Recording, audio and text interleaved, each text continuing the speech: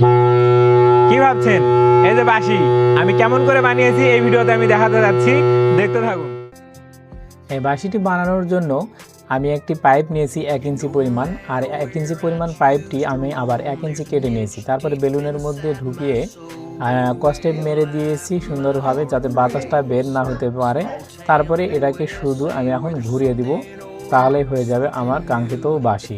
এই যে দেখতে পাচ্ছেন আমি কস্টেপ মেরে নিলাম, তারপরে এই যে আমি ঘুরিয়ে দিলাম।